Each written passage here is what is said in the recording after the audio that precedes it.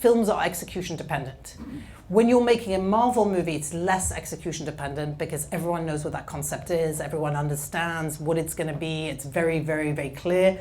And also those studios can just throw money at them. So if the movies are not working, they can go and do 2 months of reshoot and another year of edit. So those films are less execution dependent. If you're making a $2 million film, about a woman climbing the Himalayas by herself and, just how hard it is to overcome a mountain by yourself, that is execution dependent. No one knows, is that going to be absolutely riveting or is that just not going to interest audiences at all?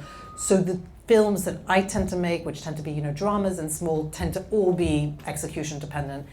And so what that means for a distributor is they would rather wait and see the finished film, and they would rather pay 10 times the amount that they would pay if they said yes on day one, or 5 times or twice as much, and take that risk, and also the risk ultimately of not getting the film, because they could have said yes and then they might not get it down the line, but they would rather do it that way because they would rather overpay for films they know work rather than pay for lots of films that may or may not work.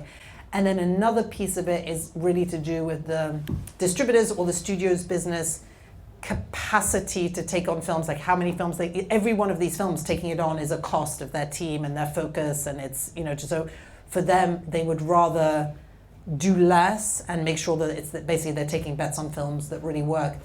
And the distribution community has become harder and harder and harder for so many reasons. There are less of these distributors around. And then the distributors that are around are really, really struggling. It's incredibly expensive to release a film, less people going to see independent films. And then something else that has happened in the last few years, which is really tricky for distributors, is the streamers arrived, and the streamers were building their library, and they were building, basically all this content. So they were paying a lot of money for the film rights right after the theatrical release. So all these companies like Roadside Attraction, which is a really good US distributor, they had a deal with Hulu. Magnolia had a deal with Netflix. Like all these companies had deals, and those deals, for example, were $400,000 to $500,000 per title. So that allowed that distributor to then go and buy the film and release the film and pay for marketing, knowing that they had the streaming deal. The streamers now have evolved, and they're now far more into series than they are into film. And when they are into film, they want them to be big event films.